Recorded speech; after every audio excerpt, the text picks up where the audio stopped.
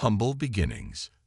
Jace Erickson stared out the viewport of the remote space outpost Zeta-5, marveling at the swirling nebula clouds that painted the black void in spectacular hues. As a young explorer, he dreamed of one day discovering uncharted worlds and establishing peaceful first contacts with alien civilizations. But today, those aspirations would be put to the test. Alarms suddenly blared through the cramped metal corridors. The outpost shuddered as pulse laser blasts impacted its meager shields. All personnel to escape pods. The commander yelled over comms, "We are under attack by unknown aggressors. This is not a drill. Evacuate immediately." Heart pounding, Jace raced to the hangar bay, nearly knocked over as panicked crew members rushed by. He managed to strap into the last escape pod just as a thunderous explosion rocked the outpost. Jace punched the emergency launch and his tiny craft shot out into space, spiraling away as bright orange fireballs consumed Zeta-5 behind him. Glancing at the pod's rear display, Jace got his first look at their attackers. A warship loomed, shaped like a predatory bird, with forward-swept wings ending in piercing talons. Green luminescent lines pulsed along its dark hull. He'd never seen such a vessel before.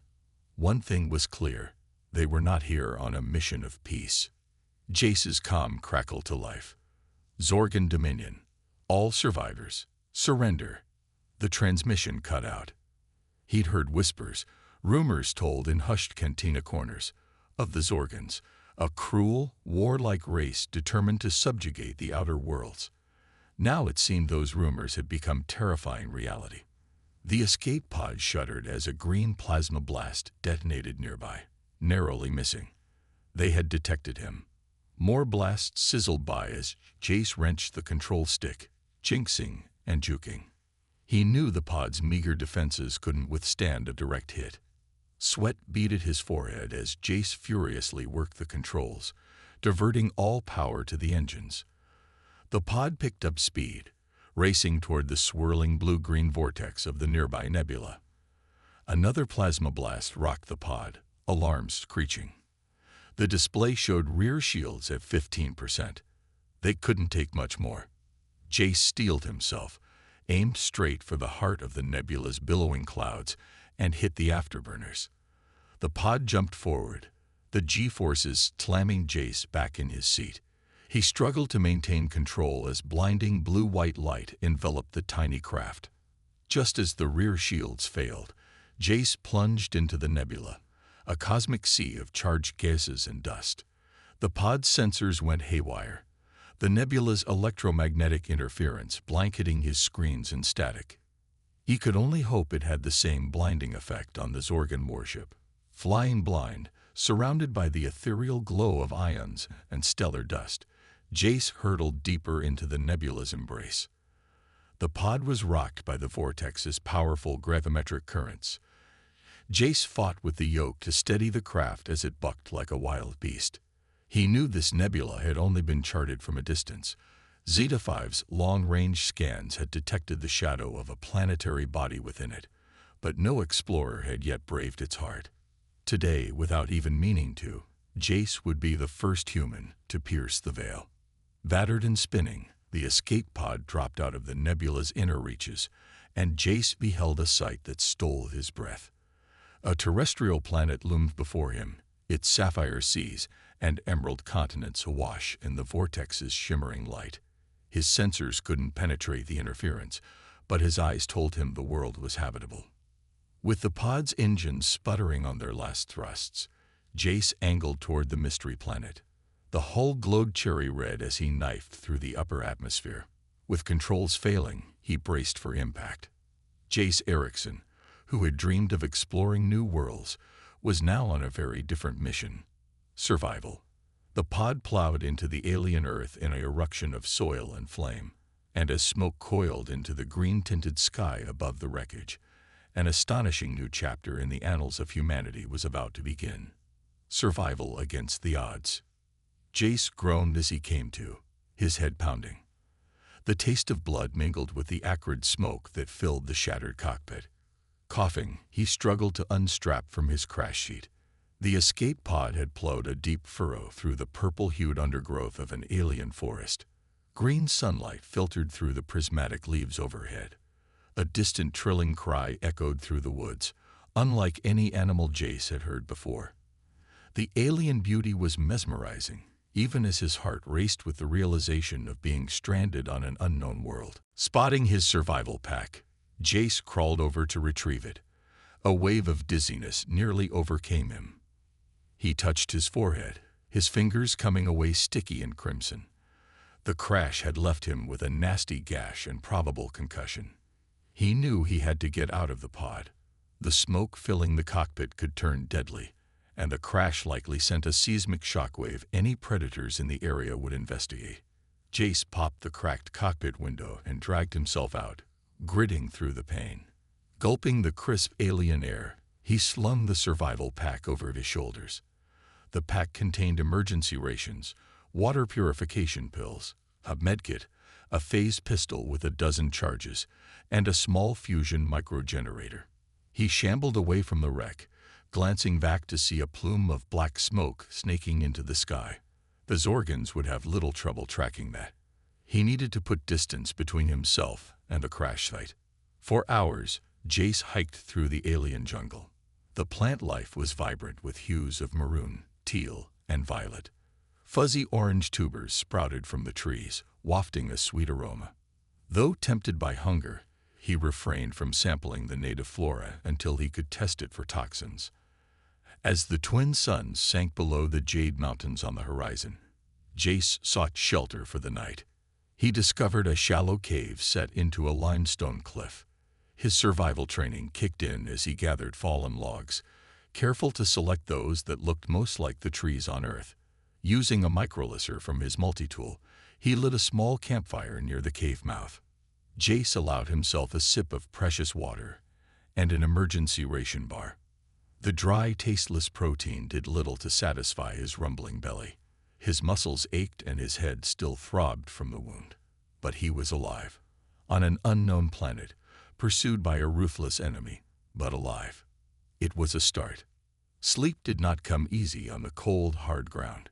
Jace's mind swam with worry over his stranded crewmates, those that had jettisoned in escape pods before him. Had any others survived? Or had the Zorgans blasted them to stardust? He couldn't help but ponder the bigger questions, too. Why had the Zorgans attacked an undefended exploration outpost without warning or provocation? What were they hoping to gain? The Galactic Council would surely have something to say about this once word reached them. Jace just needed to find a way to get that word out, after he found a way to survive. Dawn broke with an alien chorus of shrill honks and whistles in the forest canopy. Jace stirred from his fitful slumber, surprised to discover a pair of beady rainbow eyes staring at him from the foot of his bedroll. A furry creature, no larger than a squirrel, tilted its head curiously at him. Jace couldn't resist a chuckle. "Well, hey there, little guy," he said softly. "Guess we're both pretty far from home." Jace unwrapped a ration bar and tossed a crumb to his new companion. The creature sniffed it, then began nibbling away eagerly. At least the native fauna could digest Terran food without keeling over. That boded well. Stomping out the embers of this fire, Jace repacked his survival gear and set out again. Today, he would focus on 3 priorities: finding clean water, testing the native plants for safe sustenance, and getting the lay of the land. As he crested a ridge, his breath caught at the vista spreading before him. A vast plain stretched to the horizon, dotted with herds of majestic 6-legged grazing animals. And in the far distance, glinting beneath the emerald sky, towered the unmistakable spires of a ruined city. An alien civilization had called this world home. The lingering question, as Jace beheld the glimmering towers, was where were they now? And what might he find among the remnants they left behind? That ancient city called to Jace like a beacon. It may well hold the key not only to his survival, but perhaps even to mounting a resistance against the Zorgan threat looming over the galaxy. A spark of hope kindled within Jace's chest as he set out across the golden plain. Little did he know, But that flicker of hope would soon ignite a rising flame across the stars. With Jace himself at the center of the firestorm, the ruins ahead held a secret that would change the course of the war to come. Jace just had to stay alive long enough to uncover it, and then bring it to bear against the enemies of all free beings. His survival, and the fate of countless worlds now intertwined. Jace Erickson hiked onward beneath the alien suns. Captured. The alien metropolis loomed before Jace, its towering spires of glinting metal and prismatic glass reaching skyward like outstretched fingers. The architecture was at once breathtakingly beautiful and profoundly unsettling. No two towers were alike. Some spiraled, some zigzagged, others bubbled like melted wax. It was as if each building sprang from a different alien mind with its own idea of aesthetic perfection. As Jace approached the city's outskirts, he couldn't shake the feeling that he was walking into a massive tomb. An eerie stillness hung over the gleaming structures. No throngs of pedestrians hustled between the towers, no flying vehicles buzzed above. It was as if the entire city was holding its breath, waiting. The first thing Jace noticed upon entering the metropolis was that there were no streets, at least not in the conventional sense. The towers simply rose from a sea of fine golden sand, like islands jutting from an ocean. Scattered through these sandy expanses were shallow circular pools of an opalescent liquid, shimmering with swirls of pinks, blues, and greens. Jace approached one of the pools and peered into its mesmerizing depths. The liquid seemed almost alive, its shimmering tendrils reaching up as if to caress his face. Suddenly, a sphere of the oily substance rose from the pool's center, wobbling in the air before him like a floating orb.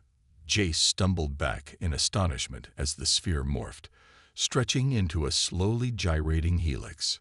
A delicate chime sounded in Jace's mind, making him flinch. It came again, and he realized it wasn't a sound, but a feeling. Like a gentle inquiry poking at the fringes of his consciousness. Jace shook his head, trying to clear the sensation. When he looked again, the sphere had collapsed back into the pool, once more an innocuous puddle. Shaken, Jace hurried on into the city's core. He couldn't shake the feeling that 1,000 ancient eyes watched him from the glimmering facades. The implications of the strange liquid tickled the back of his mind. But survival had to take precedence over curiosity. At the city's heart, Jace found what he hoped for. A towering pyramidal structure ringed with balconies and pulsing with a soft inner light. If this metropolis had an equivalent to a town hall or capitol building, this had to be it. Answers to this civilization's fate, and possibly the key to his own escape from this world, likely lay within. Jace circled the structure's base until he found an opening. A soaring archway easily 3 stories tall. Unslinging his phase pistol, he stepped into the wash of pulsing light. The interior was a cavernous atrium, its walls lined with more of the ubiquitous pearlescent pools. In the chamber's center rose a massive sphere of the same shimmering liquid, slowly spinning like a miniature planet. Jace's eye was drawn to a glowing dais directly beneath the sphere. Atop it rested what appeared to be a small metallic dodecahedron, its surface inscribed with intricate swirling glyphs. The object seemed to pulse in time with the lights permeating the room. Jace's steps faltered, an inexplicable sense of profound importance washing over him as he beheld the artifact. Jace approached the dais cautiously, unable to tear his eyes from the glyph dodecahedron. Some instinct screamed that this unassuming object was the key to everything, the answer to the questions that burned in his mind. Where were the builders of this city? Why did they leave such a wonder behind? And could their ancient technology help him in his fight against the Zorgans? Steeling himself, Jace reached out a trembling hand to touch the artifact. The instant his fingers brushed its metallic surface, the chamber exploded into light. The central liquid sphere erupted, raining shimmering droplets. A gale howled through the atrium as all the pools simultaneously rose into undulating columns. Jace snatched the dodecahedron, hugging it to his chest as he scrambled back. A cacophony of chimes blasted through his mind, no longer a gentle probing, but a hurricane of psychic sound. Alien glyphs flashed behind his eyes, burning afterimages into his vision. He felt his nose begin to bleed. Through the sensory chaos, Jace became aware of a deep, resonant hum building beneath his feet. To his shock, he saw the entire city beginning to vibrate, its towers wobbling like plucked strings. The sand rippled, flowing away from the pyramidal structure in shimmering waves. The ground shuddered, cracks zigzagging through the stone beneath Jace's feet. Jace clutched the artifact tighter and ran, sprinting for the archway as the floor splintered behind him. He dove through the opening just as a geyser of sand and glowing liquid erupted from the cracks. The towers around him swayed drunkenly, chunks of prismatic masonry crashing down. Gasping, Jace staggered to a stop in the sandy expanse beyond the city, watching in awe as the metropolis pulsed with eldritch light. A mournful wail seemed to rise from the buckling towers, filling the air with the anguish of a civilization long vanished. And at the city's heart, a nimbus of blinding energy coalesced above the pyramid, bleeding upward like an ethereal wound. The energy nimbus mushroomed into a swirling vortex of searing light and color. It rose until it pierced the clouds, and then, with a final supernova flash, it vanished.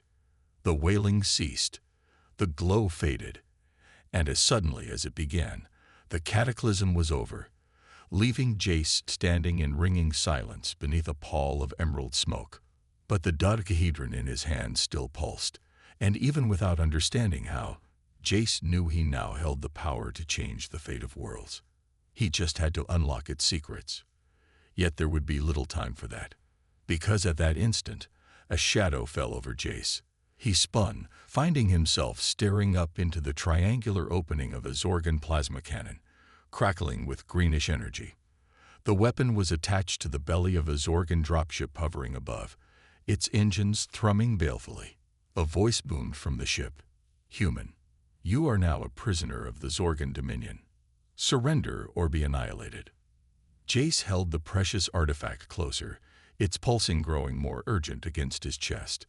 Gritting his teeth, he raised his free hand in sign of capitulation. The strange city had held the key to fighting back against the invaders.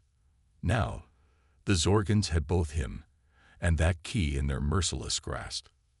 As the gravitic beam from the dropship ensnared him, pulling him into its hold and an uncertain future, Jace swore to himself that he would find a way to bend this ancient secret to his cause. Somehow, he would unlock its power and turn it against his captors. Humanity would not go quietly into the galactic night. Even in chains, Jace Erikson remained unbroken. And the dodecahedron hidden within his shirt still pulsed with the promise.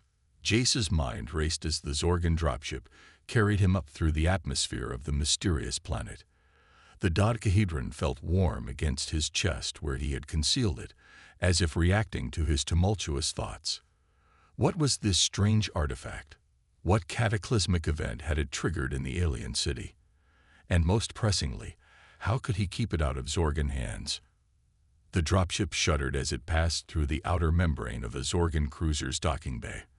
With a jolt, the ship set down and the ramp lowered with a hiss.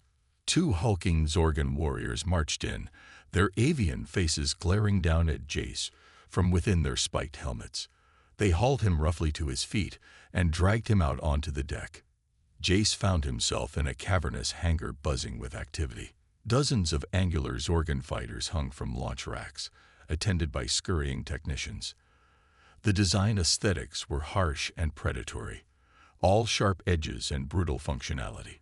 Jace felt like an insect caught in a vast, malevolent machine.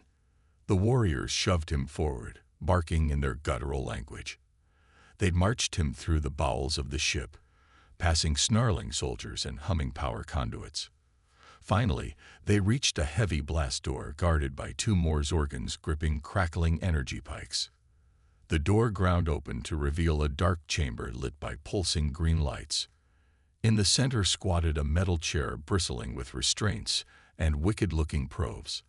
A tall, gaunt Zorgon stood beside it, his feathered crest and elaborate uniform marking him as an officer.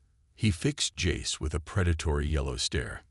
"Human," he hissed in accented galactic standard. "I am Commander Svark. You will tell me everything you know about the ancient civilization on the planet below, and the technology you have discovered. Resist, and you will know agony unlike any your primitive species has ever conceived." Jace's heart pounded, but he met the commander's gaze defiantly. "I don't know anything," he lied. "I'm just an explorer. I crashed here by accident." Svark's beak curved into a cruel smile. "We shall see." He gestured, and the warriors slammed Jace into the chair. The restraints snapped shut around his limbs with a series of clanks. Jace gritted his teeth as the probes whirred to life, slowly descending toward him, crackling with energy. What followed next was a blur of pain and defiance. Jace screamed until his throat was raw, but he held on to his secret. He would die before he let the Zorgans have the artifact.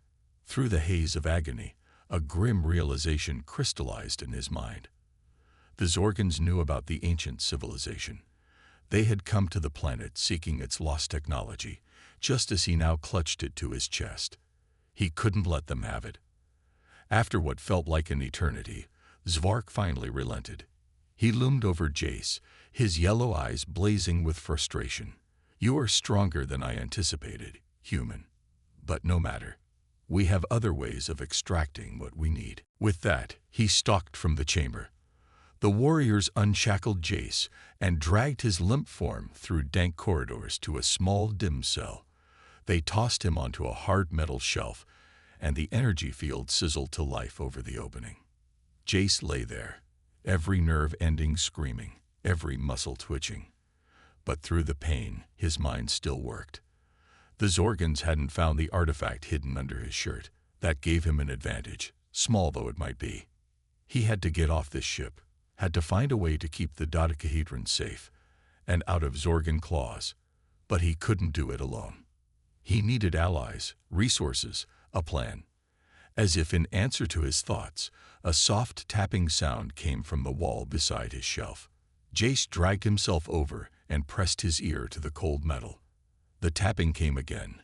3 short, 3 long, 3 short. An ancient earth distress signal. Thavos. Hope kindling in his chest, Jace tapped a reply on the wall.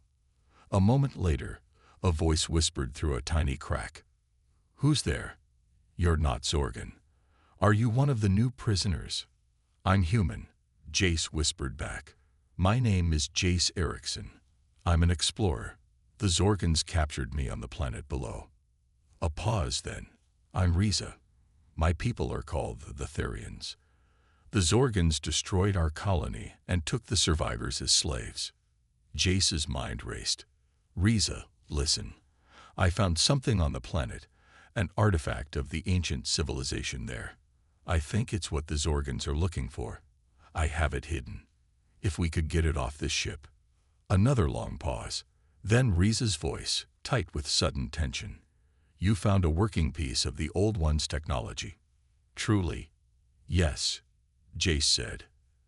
"At least I think so. It did something to the city when I touched it. Something big. By the gods," Riza breathed. "If you have what I think you have, it could change everything." The old ones were powerful beyond imagining. Their technology, in the right hands, could give us a chance against the Zorgans. Jace finished, excitement building. "More than a chance," Reza said. "We have to get you and that artifact off this ship. I think I know how, but we'll need help." And so, huddled against the wall of his cell, Jace began to scheme with his new ally. A spark of rebellion kindled in the bowels of the Zorgan cruiser. The first threads of a plan took shape, a dangerous, desperate plan. But it was a chance, and that's all Jace needed. He palmed the artifact, feeling its reassuring warmth. It was the key to his survival, the key to fighting back. He just had to unlock the door it opened, and with Riza's help, he might just manage it. The Zorgan crew went about their duties, unaware that a new threat gestated in the heart of their own ship. A human and a Therian, united by desperate circumstance, laying the seeds of rebellion, the first little sparks that would soon ignite the flames of resistance across the stars. Jace closed his eyes, exhausted but filled with new determination. This was just the beginning. The Zorgan Dominion wanted the power of the ancients, but Jace would see to it that the oppressed of the galaxy wielded it first. The fight was only just beginning. Turning the tide. Jace's heart pounded as he crept through the darkened service tunnel of the Zorgan cruiser, Riza close on his heels. The Therian had made good on his promise. Through whispers and furtive taps, he had organized a small group of imprisoned beings to stage this desperate escape attempt. There was Tan, the hulking reptilian Cruthian, lithe, silver-furred Zara of the Alessi, and Quirix, the multi-armed Xandari engineer. Each had managed to lift a key card or tool during their slave duties that, together, had allowed them to slip from their cells and into the bowels of the ship. Now they crept towards the shuttle bay, where a small courier craft awaited. Their plan was as audacious as it was desperate: steal the shuttle, blast their way out of the cruiser, and vanish into the void. But Jace had another goal in mind. As they neared the shuttle bay, he grasped Riza's arm. "The artifact," he whispered urgently. "We can't let the Zorgans keep it." Riza's large, liquid eyes widened. "You want to go back for it?" "Now." "We have to," Jace insisted. "It's too important. It's the key to everything." The other escapees exchanged nervous looks, but Riza nodded slowly. "You're right. We can't leave that kind of power in their claws." He turned to the others. "New plan. We split up. Jace and I will recover the artifact. The rest of you, get to the shuttle and prep for launch. We'll join you as soon as we can." Quirix chittered nervously. "And if you don't make it?" Riza met his compound eyes steadily. "Then leave without us. Get yourselves to safety. Find the resistance." The weight of those words hung in the air. Then, one by one, the others nodded. X10 clasped Jace's shoulder with a scaly hand. "Strength and fortune, human. We'll be waiting." With that, the group split.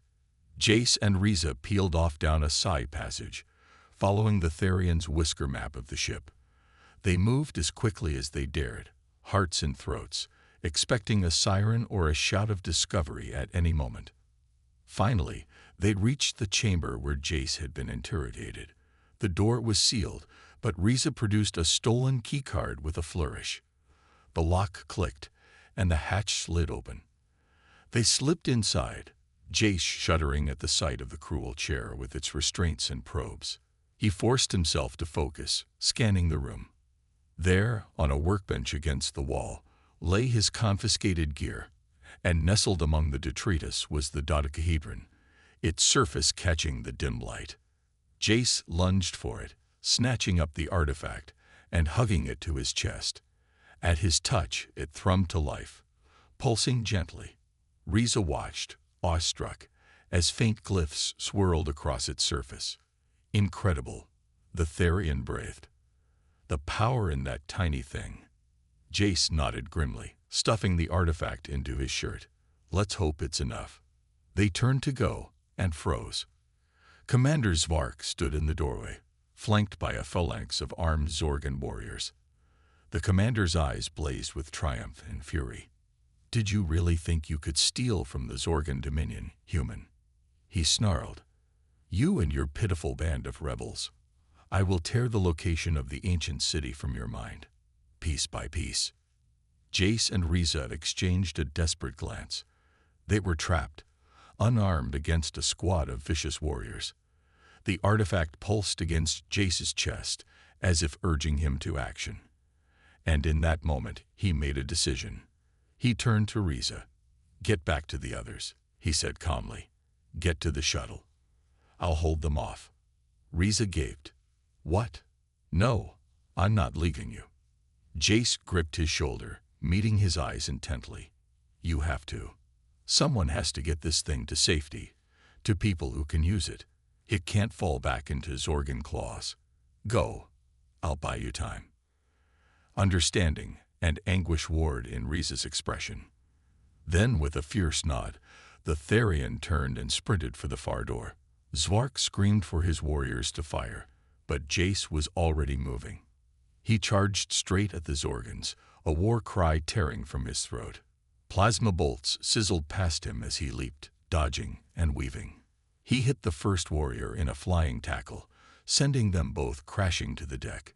Jace felt the artifact hum against his chest, felt a strange power surge through his veins. He came up swinging, his fists pummeling his foe with inhuman strength. And then he was among them, a whirlwind of desperate fury. He fought like a man possessed, like the ancient power itself flowed through him. Zorgans fell before his onslaught, bones cracking, armor shattering. In the confusion, Riza vanished through the far hatch. But it couldn't last. A plasma bolt caught Jace in the shoulder, spinning him around. A warrior's kick sent him crashing to the deck. In an instant, they were on him, pinning him down. Commander Zvark loomed over him, yellow eyes alight with rage and dark triumph. "Fool," he spat. "All you've done is doom your friends. We will hunt them to the far reaches of the void." Jace glared up at him, tasting blood. "You'll try," he growled, "but you'll fail. Because now they have hope. Now they have a key to fighting back. And I've just sent it out among the stars." Zvark snarled wordlessly and lashed out, his talons raking Jace's face. Pain exploded across his vision. And then darkness claimed him, and he knew no more. But as unconsciousness engulfed him, Jace clung to one final, desperate hope. That Riza and the others had made it to the shuttle. That even now, they were racing away, the precious artifact safe in their hands. He had done all he could, bought them a chance with his defiance and his blood. Now the future lay in their hands. The sparks of rebellion had been kindled. Now it fell to others to fan them to a flame that would engulf the stars. Jace's part was done. As the darkness took him, he could only pray it had been enough. The final assault. Consciousness returned to Jace in throbbing waves of pain. He found himself once more strapped to the interrogation chair, Commander Zvark's cruel face leering down at him. The Zorgan's eyes glittered with a vicious anticipation. "Welcome back, human," he hissed. "You have cost me greatly. Your little band of rebels did indeed escape with the artifact you so foolishly sought to protect. Even now, my hunters scour the void for them." He leaned closer, fetid breath washing over Jace's face. "But they will not evade us for long. And in the meantime, I will have the location of the ancient city from you, along with anything else of value in that primitive skull." Jace glared his defiance, even as dread coiled in his gut. "Do your worst, you overgrown lizard," he spat. "I'll tell you nothing." Zvark's beak curled in a cruel smile. "Oh, I intend to, mammal. I very much intend to." And then there was only pain, white-hot and all-consuming. Jace screamed until his voice gave out, thrashed until his strength failed. But through it all, he clung to one final shred of determination, one last act of defiance. He would not break. He would not betray his friends or the secrets he carried. The Zorgans would get nothing from him, even if it cost him everything. Time lost meaning in that chamber of horrors. Pain became Jace's entire world, his only reality. He retreated deep into his mind, clinging to memories of home, of Earth's green hills and blue skies, of the family and friends he might never see again. And when even those began to fray under the relentless onslaught, he found solace in a different image. A tiny, pulsing dodecahedron, filled with ancient power and promise. The key to a galaxy's survival. It was out there, somewhere among the stars, in the hands of those who would use it to fight back, to resist. That knowledge became Jace's anchor, his single point of light in an ocean of agony. And so he endured. For minutes, hours, days, he couldn't tell. Until finally, blessedly, the darkness rose up to claim him once more. He fell into it gratefully, a final prayer on his cracked and bloody lips. Let it be enough. Please, let it have been enough. Jace floated in the void, untethered from his broken body. Stars wheeled overhead, cold and distant. Silence pressed in, infinite and absolute. Was this death, then, the final journey into the black? If so, it was more peaceful than he could have hoped. The pain was gone, leaving only a bone-deep weariness. He felt he could sleep for 1,000 years. But even as the thought formed, a sound intruded on the perfect stillness. A voice, distant and echoing, as if from the far end of a long tunnel. Ace, Jace Erickson. He tried to turn towards the sound, frowning. The voice was familiar, tugging at him. An image formed in his sluggish thoughts, large, liquid eyes in a furry face. Riza, Captain Erickson. Can you hear me? Please, you must wake up. Jace. Wake up. But he was dead, wasn't he? This was just a final hallucination, a last cruel jape of a dying brain.